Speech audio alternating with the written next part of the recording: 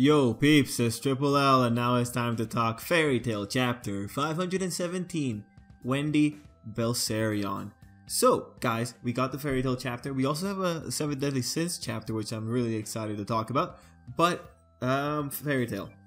So this chapter, it wraps up the small little plot line of Wendy and Eileen being swapped.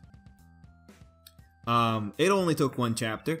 If you follow Fairy Tail though, that shouldn't have been surprising. Maybe you're one of the people that might get annoyed, but it shouldn't have been surprising. Fairy Tail has been doing this for a while now. These really dramatic plots are set up, they're cliffhangered, they're cliffhanged, and then you come back and it's resolved within one chapter.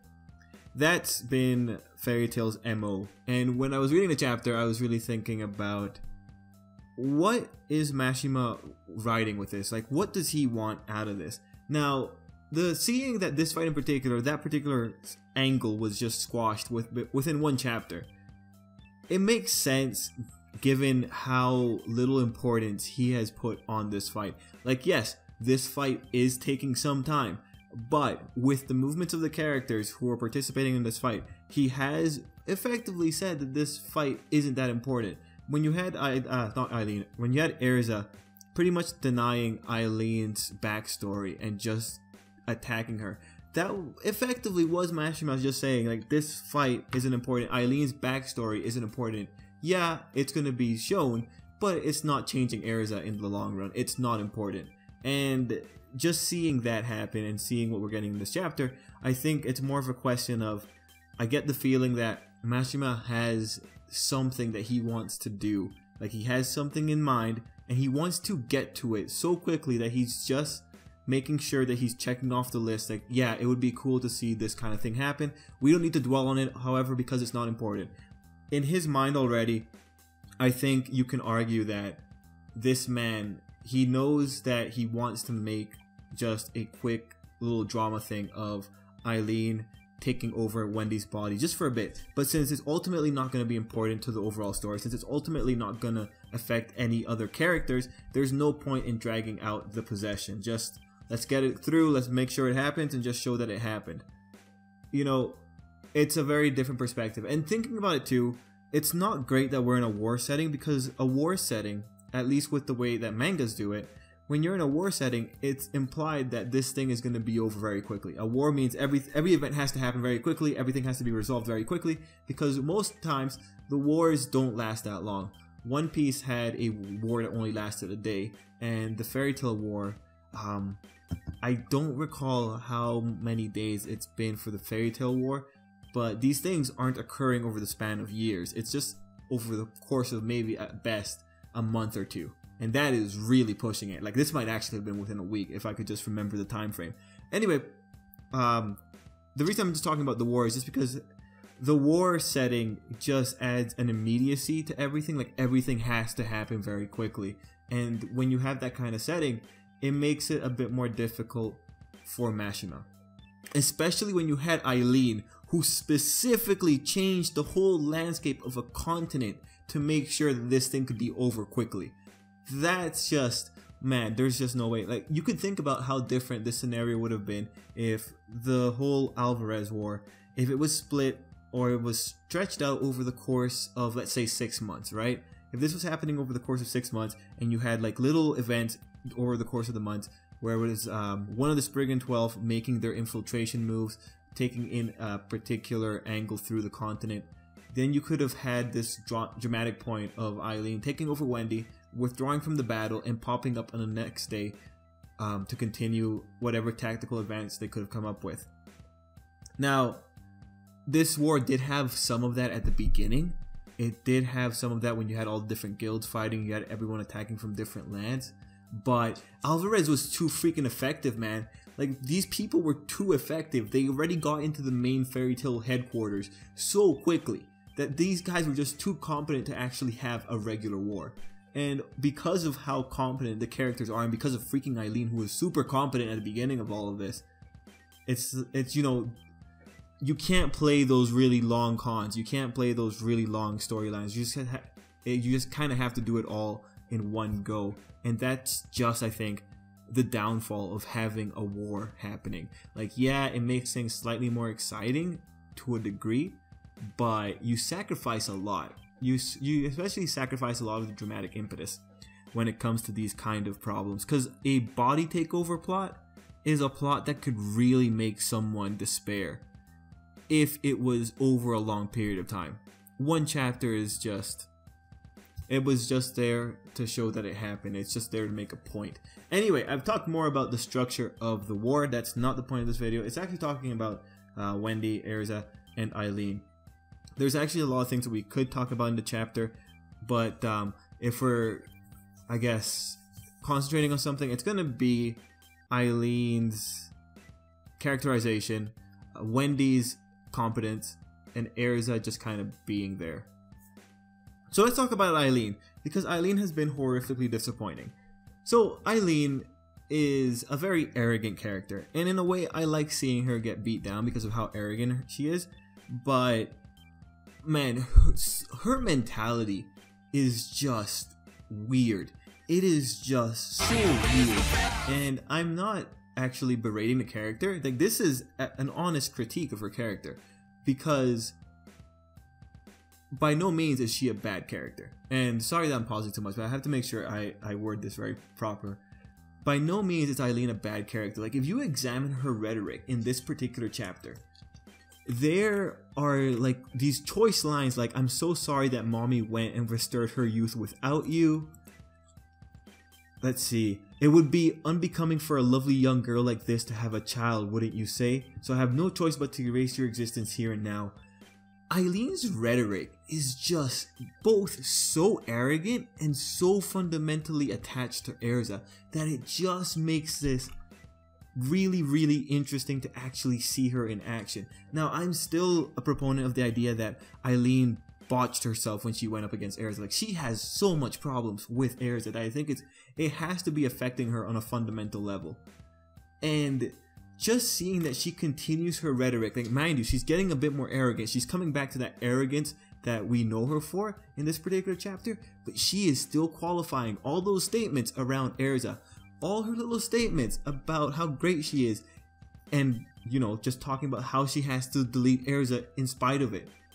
It's really interesting if you were to examine the complex that Eileen has with Erza, and those lines, the fact that she just keeps repeating it is just both, oh man, I don't know, it's kind of annoying. It's kind of annoying because I clearly know that this woman cannot hold her shit together. She clearly can't hold her shit together. Like, last chapter, she was the one crying about things not being fair. This chapter, she gets a bit of an advantage because she finally gets something that she was trying to do, and now she just is acting out on Erza, but still saying that she still wants to make Erza feel like shit for no reason. Anyway, Eileen's characterization, she had a bit of an up here, but she's going to go downhill. Like, really, I want next chapter to be, I guess, the defeat of Eileen, and then let's just get the clarifications if we're going to get any. And man, if we don't get any clarifications on Eileen's attachment to Erza to this degree, that's going to be unfortunate. I will be very disappointed, because then all of the things that have been going on with Eileen effectively mean nothing. Everything she's done, we're just going to hand wave it as her being crazy, and honestly, that's not a very satisfying answer to a character. Not Eileen. Not Eileen. Eileen is a very competent character, and what's worse, Eileen has lived for centuries. You would have thought that this lady would have figured out how to hold her shit, but she hasn't.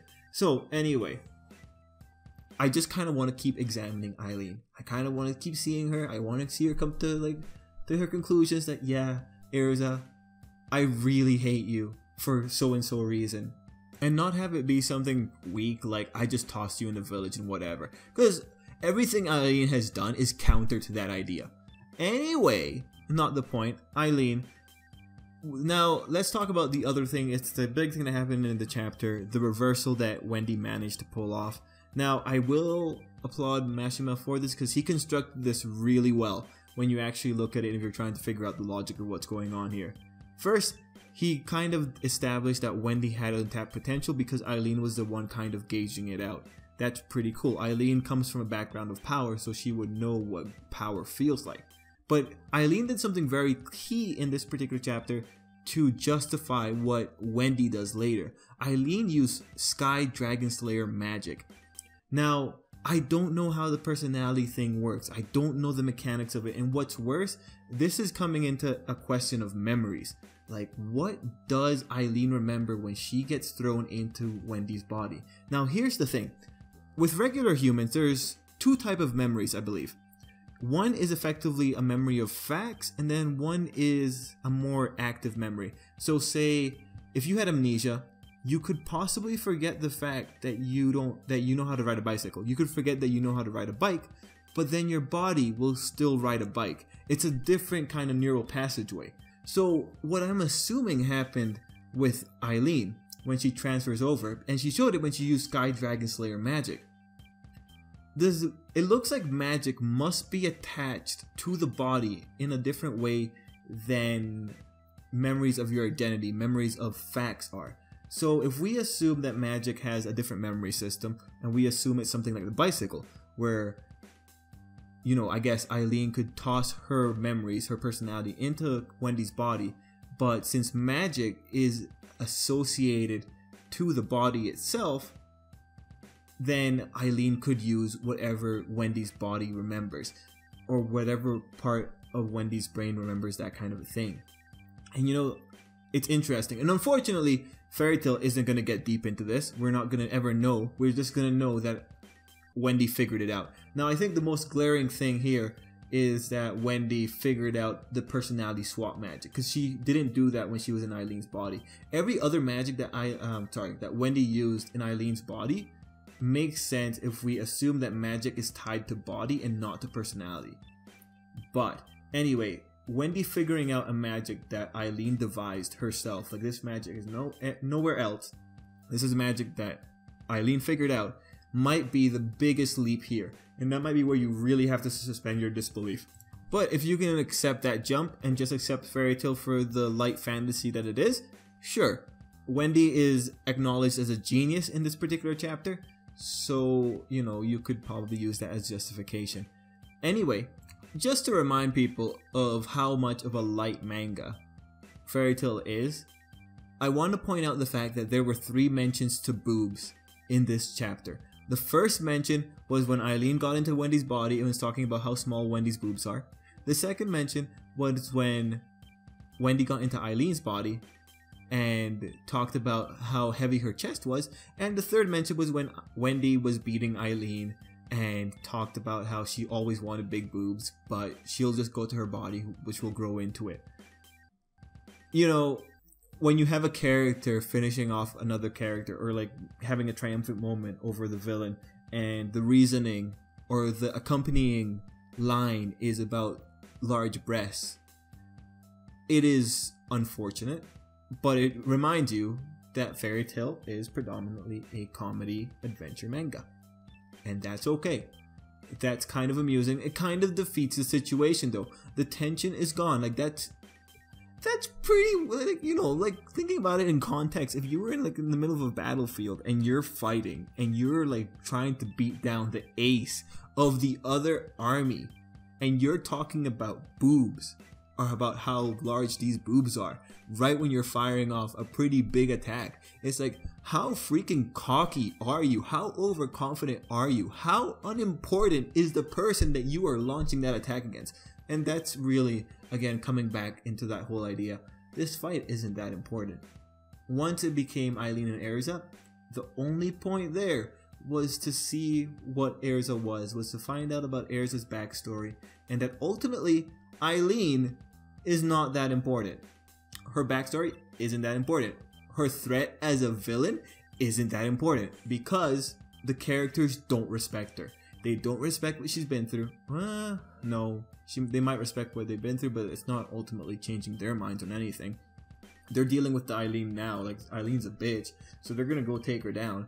Anyway, you know, that theme of unimportance has just, I think, been prevalent in these chapters.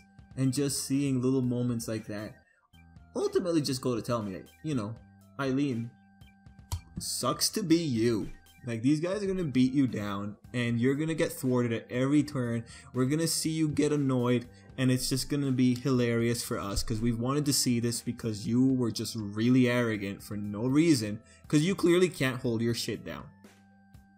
Anyway, I do realize that this might sound way more critical, but you know, I actually really enjoyed the chapter. I really enjoyed the chapter for the characterization that Eileen continues to get. And I enjoy the chapter because in my interpretation of the unimportance of Eileen and her plight, like, I think Machima has kept up with that interpretation. My interpretation has not changed since we've started this, and he just keeps doing things that make me want to confirm it. So, you know, I appreciate the writing that's going into this, and for that reason I really do enjoy this chapter. I know it sounds critical, but like, Eileen is a character that I really like to dislike, and I really like seeing her fail. If only she wasn't so arrogant with Zaref, man. Like, that's the point that really set me over the edge with that character. Like, it's just I'm happy that she's failing. I just, at the same time, you know, this character was set up to be so insanely powerful, but she's being thwarted so easily. And I really want to believe it's because Ares is involved in this fight. Anyway, guys, I just looked at the time of the video. It's going too long. You guys understand my, I guess, perspective on Eileen. It's whatever. Like I said, I really enjoyed this chapter. It's fun. It's fun to complain about Eileen. I like complaining about Eileen. But, you know, pretty okay. Pretty okay. You guys have a pretty good grasp of my opinion. Anyway, let me know what you think. Let me know down below what's your thoughts going into this. Are you mad? Are you happy? Are you okay? Do you want to get past the whole Eileen fight? Let me know down below. Anyway, guys, thanks for watching, and until next time, I hope you have a great day.